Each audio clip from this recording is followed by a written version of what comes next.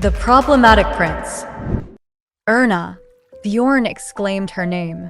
He couldn't believe it, but it was definitely Erna, a lady dressed in countryside fashion. He felt like he'd just been handed a straight flush to win his bet. It couldn't have been an accident. Only one Grand Duke's carriage ever crossed this bridge. Bjorn laughed again and tapped at the carriage front. As his coachman reined in the horses, the flowing scenery also came to a stop. Dense silence filled the carriage as it came to a stop by the quiet riverside. The coachman, having discreetly driven to the least frequented part of the drive, left his seat and meandered off. But inside, neither Bjorn nor Erna spoke as the sunset reached its peak. Bjorn watched Erna, and Erna watched her hands lying in her lap. "I didn't come here for peace and quiet." Bjorn's voice cut into the balmy wind, carrying the fragrance of the river current.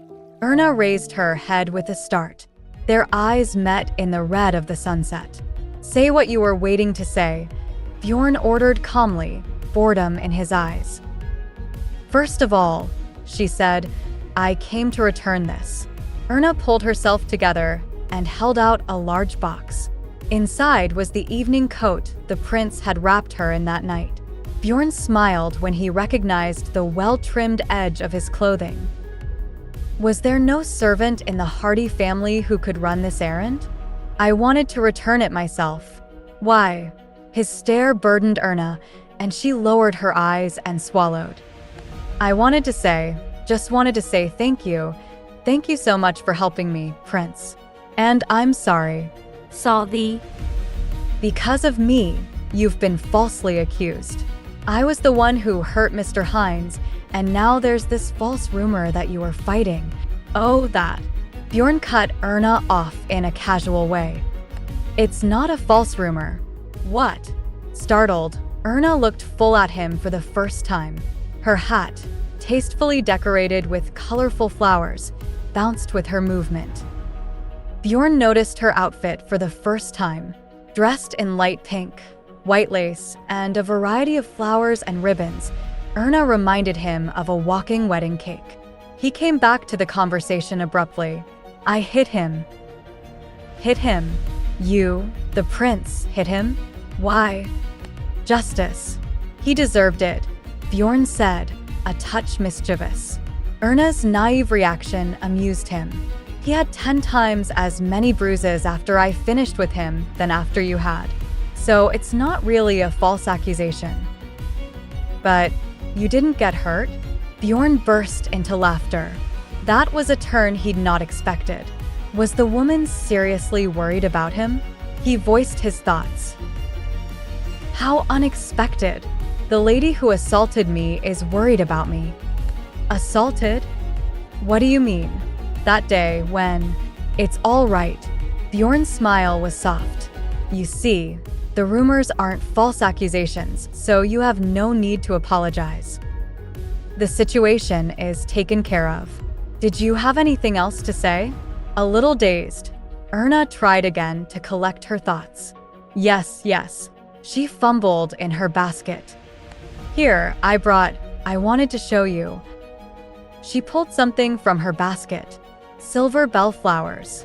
Bjorn opened his eyes wider as he identified them. "Are you here to sell flowers?"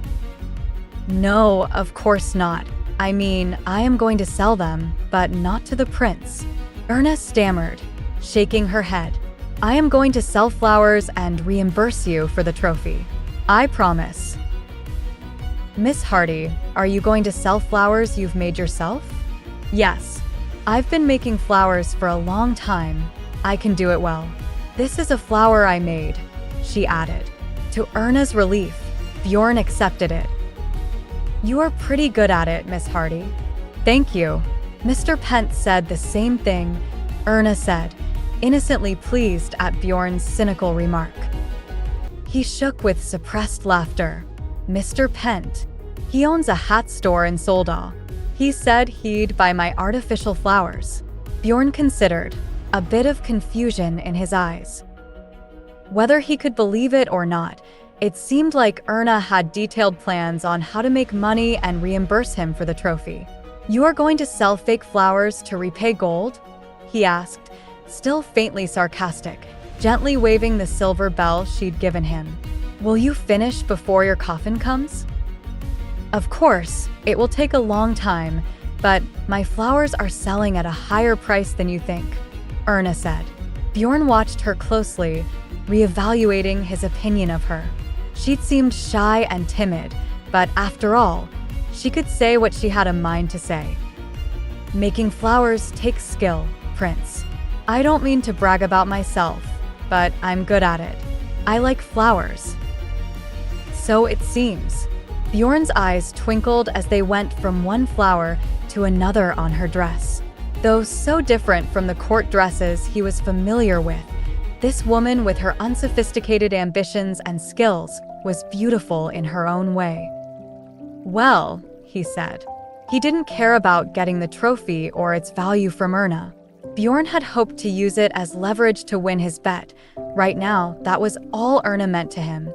The potential for a great victory at high stakes. After that, he didn't care if she disappeared forever.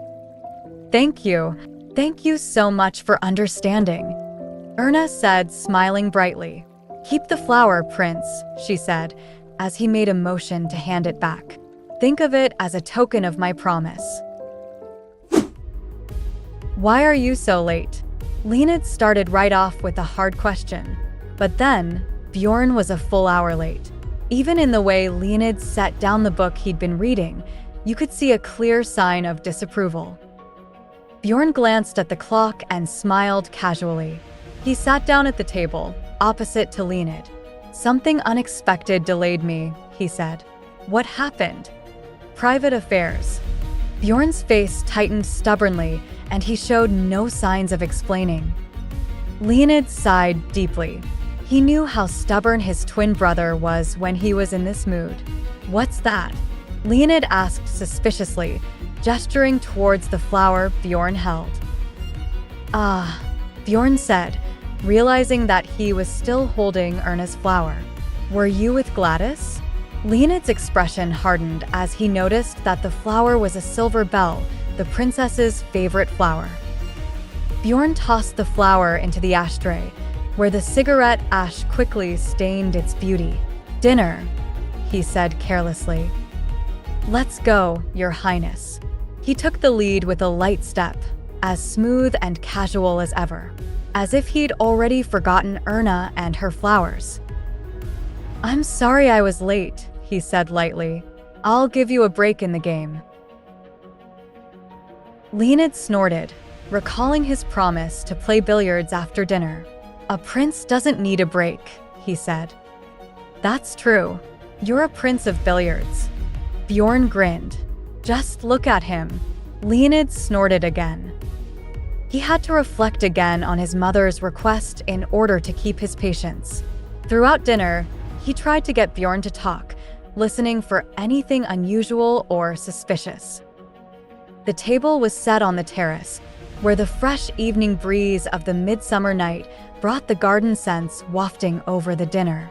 By the time the meal was over, Leonid had concluded that his mother was just a fussy old woman. Bjorn was the same as ever. The sunlight pouring through the window was dazzling, and Erna squinted to see through it. Still, she sat upright, glancing out the shop window, undeterred by the glare. Erna moistened her lips with her now lukewarm tea and gently put her teacup back on the table. Though the cup was chipped and there were old stains all over the tablecloth, the tea wasn't bad considering the price here. She was a little hungry, but couldn't bring herself to order any scones. From here, she could see the Solda department store from this particular seat in the tea shop. Every Tuesday, Erna sat here, watching just like today. After she had counted 5 passing wagons and dozens of passers-by, Erna saw Lisa bouncing and waving excitedly. With a smile of relief, Erna raised her hand in greeting. The flower-selling delivery must have gone smoothly. They paid more today than last week. Lisa came rushing into the room, holding out her purse gleefully. "You're so good at it, miss. You have an eye for it and careful hands. Mr. Pence said so. He said you're the best flower producer he's seen." "Thanks to your help," Erna said, smiling shyly and handing Lisa her share of the money. Knowing that Erna wouldn't let her refuse, Lisa accepted it gratefully. "Thank you, miss, sincerely. You have my sincere thanks too, Lisa," Erna said heartily, lifting the teapot and pouring out a cupful for Lisa. Lisa colored with pleasure as she took the cup. Lisa felt that she still wasn't a big help, but Erna always paid her a generous share. After they'd finished their tea, the two went out into the busy street. They enjoyed their walk and talk, and they were back at the Hardy mansion before they knew it. "Let's make more than usual this week," Lisa was saying, while Erna smiled at her ambition. Just then a maid approached them, running with cheeks hot from her hurry. "Miss Erna," the maid cried. "Quickly, go on in. The master is looking for you." "Father is looking for me?" "Yes. You must go to his study right away." The little maid paused, out of breath and looking frightened, unable to finish her sentence. Erna exchanged a puzzled glance with Lisa, but hurried on through the front door. The air of the house chilled her skin, and she felt like she'd come out of the sunshine into a dark, somber atmosphere. The unexpected visitor entered abruptly, showing to the astonished room of men the hard face of the queen. Bjorn greeted his mother after he dismissed the lawyers, wondering what she had come for. It was rare for her to visit his great house like this. "I'll order tea, Your Majesty, Queen," he said. "Can you explain this to me, Bjorn?" She sighed angrily and laid a newspaper she had brought on the table in front of him. The first page of today's tabloid was decorated with stories of the Grand Duke Prince. Bjorn took the paper quietly.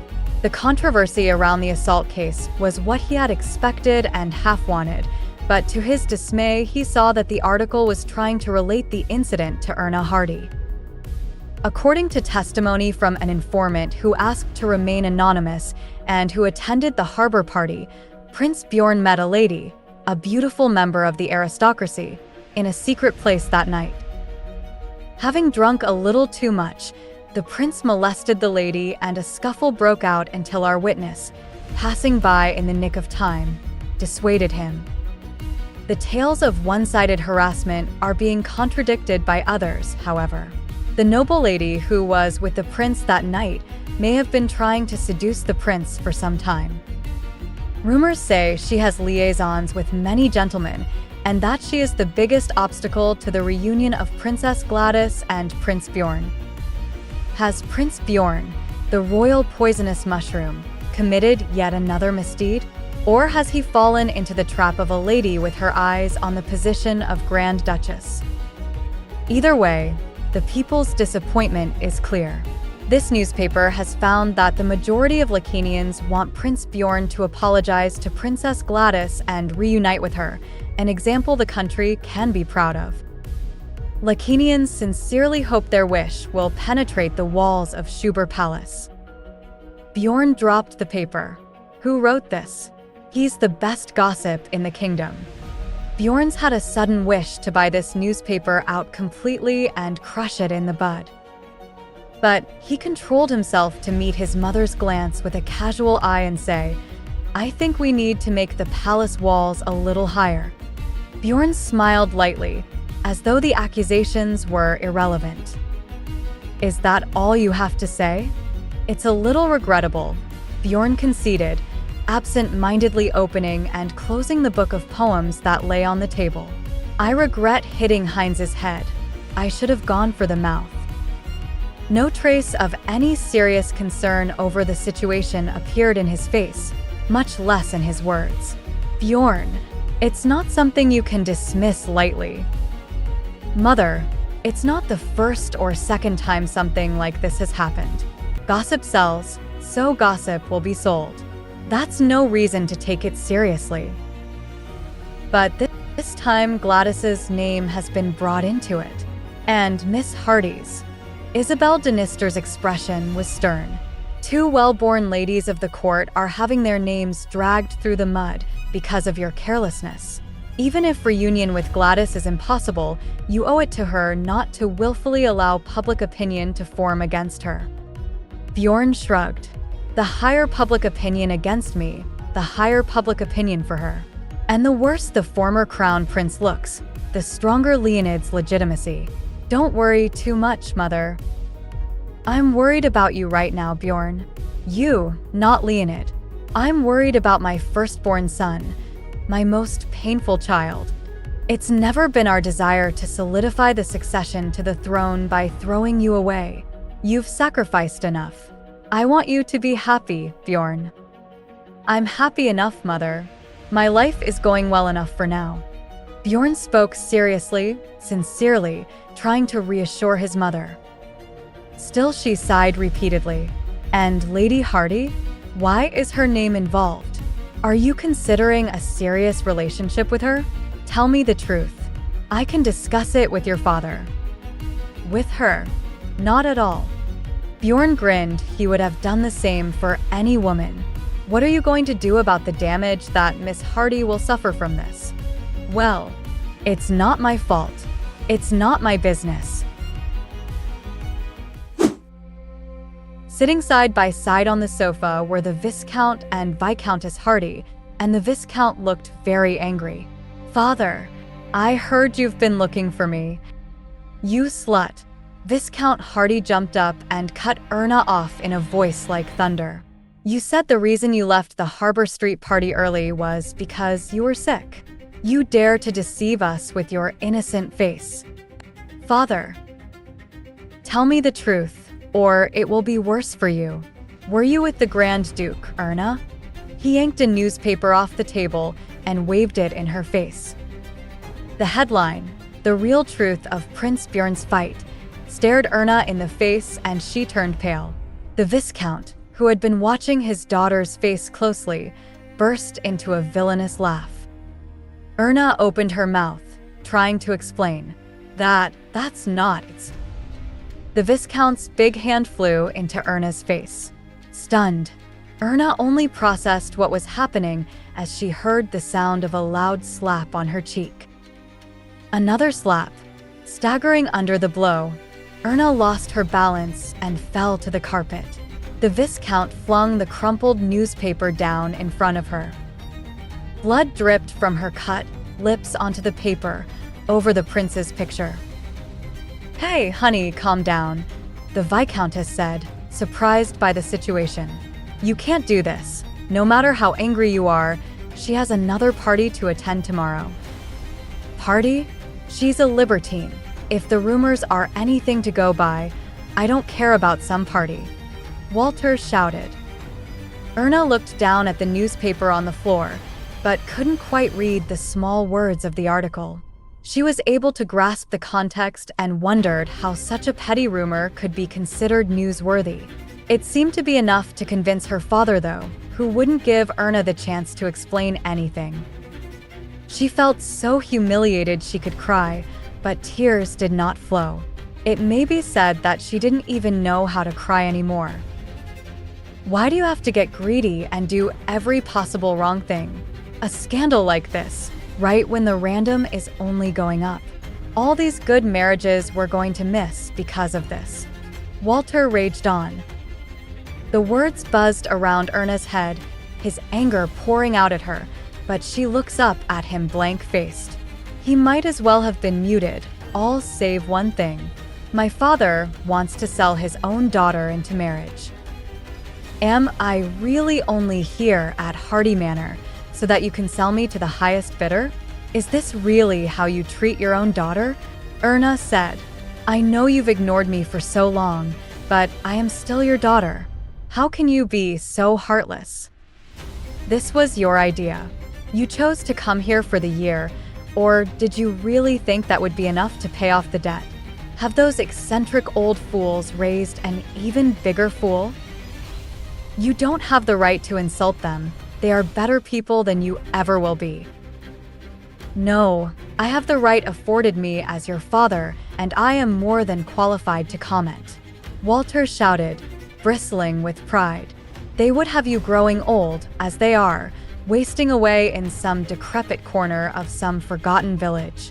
At least I am concerned with a real future for you, which includes finding you a good marriage. So stop with this immaturity, stop doing everything wrong, and start following instructions. Do you understand? If you slip up one more time, I will sell that country house. Walter smiled at her. How's that? You can't do that. You promised the house to me. Erna said. That's only when your part of the arrangement has been fulfilled. Walter said. How can you be so mean? Erna almost stamped her foot. Mean? You're only a penniless girl, Lady Baden. Walter mocked and raised his hand to slap Erna.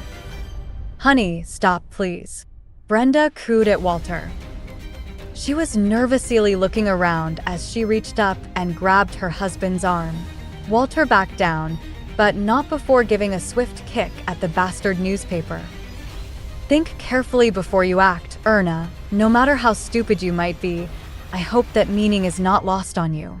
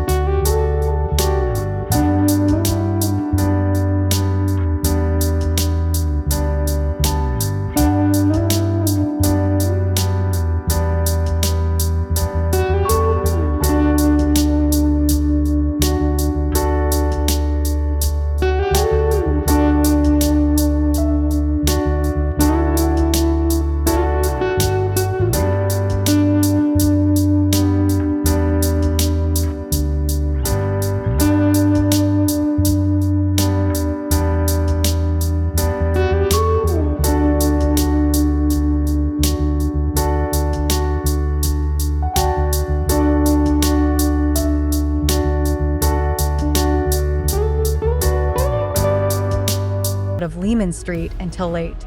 He refused a lift home and opted to walk the streets. He liked walking the streets when they were like this, quiet and with a fresh wind blowing in. He liked to use this time to order his thoughts and make sense of the world. The second daughter of Count Lehman was an avid appreciator of art. She was well known for endorsing artists, and thanks to Pavel's recent victory at the Royal Academy of Art, her attention was firmly fixed on him. He had been invited to a very special dinner, accompanied by some very wealthy sponsors, and he was able to sell some of his work for a very high price. It was the right time to be happy, in many ways, but it wasn't just selling his work, but deep down his heart was heavy. Erna's name had been thrown around a lot lately, but not on good terms. She was pretty much the topic of discussion at the dinner, the scandal between her and the Grand Duke. The nobles all sympathized with Princess Gladys and were heavily critical of Erna. Not so much the Duke Lehman, who was constantly outraged about his future wife being spoken about like that. Lehman's daughters were the worst culprits for the gossip. They hoped that providing harsh criticism of the women, the Count would change his mind about marrying her. Every time he saw Count Lehman that evening, he couldn't help but think of Erna. It was hard for him to understand how Erna had been promised to the dusty, gray-haired old man. The thought of his shriveled up hands touching her rankled at Pavel's heart, but there was no point in feeding that fire. There was nothing he could do to help his longtime friend. It was a difficult battle to stay in control and not let a random outburst of anger in Erna's defense boil over. He would had his own back on them, for Erna, by taking their money, and that's what he focused on. No matter how many times Erna, the poison mushroom prince, or scandal was mentioned in the same breath, he couldn't let it boil his blood. He should have paid more attention to Erna. He knew filling himself up with regret was pointless, but he couldn't help himself. The girl had a hold of him, and with her talk of going back to Burford at the end of the year, filled him with hope. He needed to talk to Erna. He had to be careful. One careless act and he could lose she. In a few days he would get the money for the paintings, and so he would be able to help, if only a little. He hoped that if she could get back to Burford, she might be able to have a more peaceful life, and that was how he was going to help. He was going to raise the money to buy her out of this arranged marriage. If only Viscount Hardy would let Erna go. Pavel arrived at his house, and before made to head up the steps that lead to the front door, he noticed a shadowy form sat on the top step, huddled within themselves. The figure looked up at him. It was Erna. "Erna, are you okay?" "I was a fool. I shouldn't have trusted my father." Erna opened her mouth after a long while to take a drink of the milk that was given to her. The glass was still warm as she squeezed it in her hands, the bruising still painful. Her head was a little calmer now that she had time to order her thoughts. She didn't want anything to do with her father anymore. "I am so sorry to trouble you like this," Erna said after taking another sip of milk. As she regained her composure, she turned to face Pavel. "You're the only one that has taken care of me." She bowed her head as she let the words trail off. She remembered seeing Bjorn on her way over, their eyes meeting across the span of the square. Maybe he would help her. The thought melted away as soon as he appeared. She didn't want the prince knowing about this. "No need to thank me. Like I said, anytime you need help, just come and find me," Pavel said with a warming smile. "Would you like me to take you back to Burford?" It was an impulsive question, but that did not mean Pavel did not mean it. "I would love to, I want to, but I can't right now. If I break from my contract, we would have to leave our home in Baden." "Contract?" "Yes, getting married, as per my father's request." Erna's knuckles turned white as she gripped the hem of the blanket. "But you can't stay here like this." "I know. I won't let me father sell me off to some disgusting old pervert. I will find a way." "You could always give up the house. I know how you value the place, but you can't tell me you value it more than your own life." Pavel moved closer to Erna and put an arm around her. "Because then we would have nowhere else to go." Erna looked at him with sad, puffy red eyes. It wasn't that Erna had not thought about it. She had given it a great deal of thought. Even if they scraped together all the money that they could, it was a lot of responsibility for the two of them. "I can help you. I will get plenty of money soon, from selling my paintings. It's not a whole heap of money, but it will be enough for you and your grandmother to find somewhere out in the country, away from this place." "No, Pavel, you can't do that." "Yes, I can. It's my money and I can do what I want with it, and I choose to help you. Don't worry, call it a lifelong loan. You can pay me back any time between now and 100 years' time, no interest." Pavel had expected this reaction from Erna. She was a respectful young lady, and he calmly carried on trying to convince her to accept his help. "Think realistically, Erna. Your father will sell you before the end of fall, before even that if possible. It is nigh on impossible for you to raise enough money before then." Erna could not deny that Pavel raised a very good point, but He didn't have to be so cold about it. Pavel quietly took a deep breath and looked into Erna's fierce blue eyes. She was speechless. He could see her working things out in her head. Was he being too reckless? Pavel knew that running away like this would leave a nasty scar on the aristocracy, and she would never be welcomed back, but at least it's a chance for her to get away, and what Erna needed right now was a way out.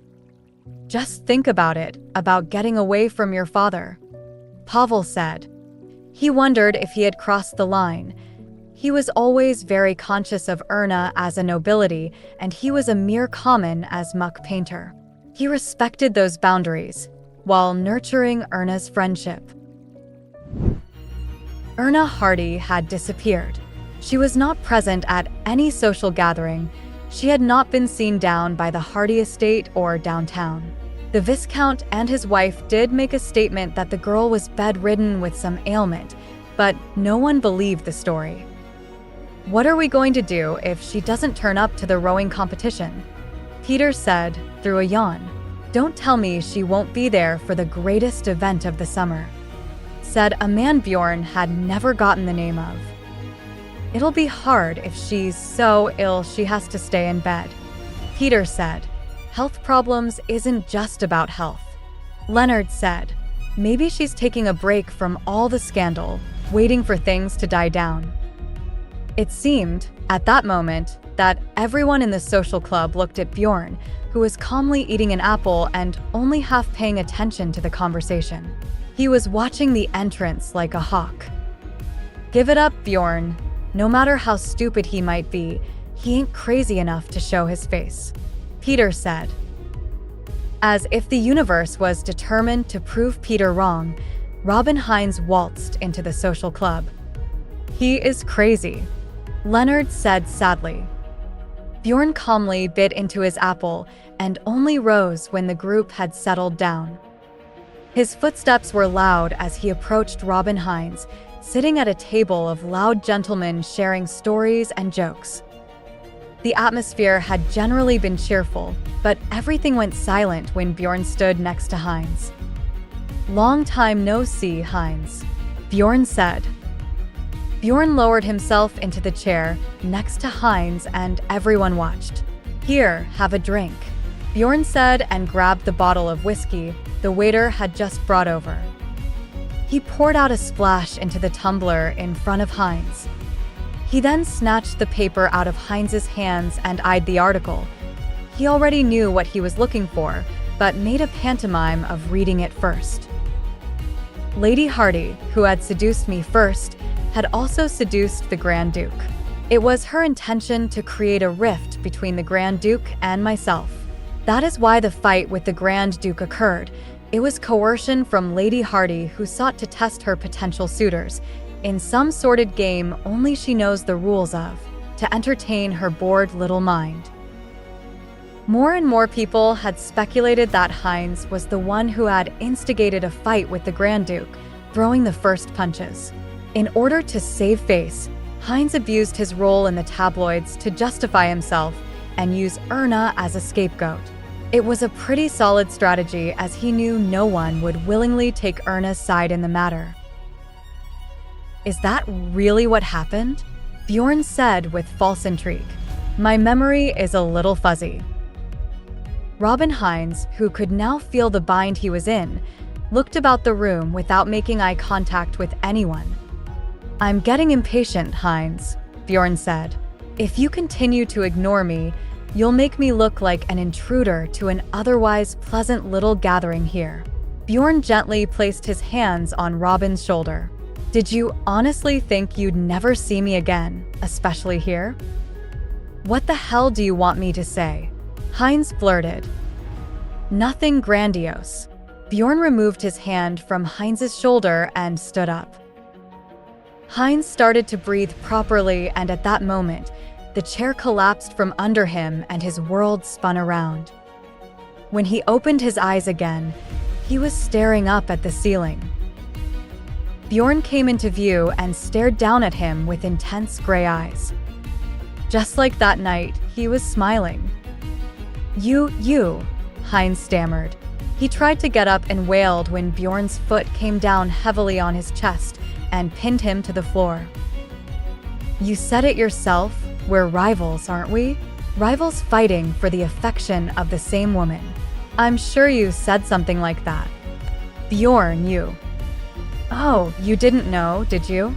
This is how I treat my rivals." Bjorn poured the contents over the red face of Robin Hines. He smiled as Robin Hines struggled and screamed for assistance, but no one came to help and Bjorn did not stop until the bottle was empty. He took his foot from the chest of the pathetic man and wandered back to his own party as if nothing had happened. Hines laid on the floor for a long while, wailing at the ceiling. The rest of the lounge was abuzz with chatter and whispers. When Bjorn was finally done at the social club, he went to his carriage and the waiting footmen. These hot summer days had made him lethargic and lazy. It was nice to get some excitement back in his life. He felt energized. He had glee in his heart again as the carriage trundled along the road, back to the palace. When it turned down Terra Boulevard, he caught a glimpse of Lisa, Erna's maid. She was carrying a very large bundle alone. Erna is still absent.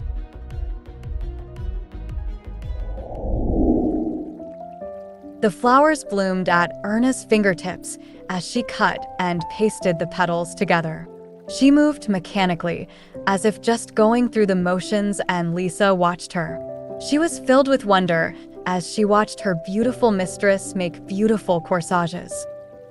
She spent her days quietly in the Hardy mansion, as per her father's request, who had forbidden her to go outside until all her wounds had healed. Lisa would have been afraid for her lady, who constantly stared off into space, but at least she was keeping busy.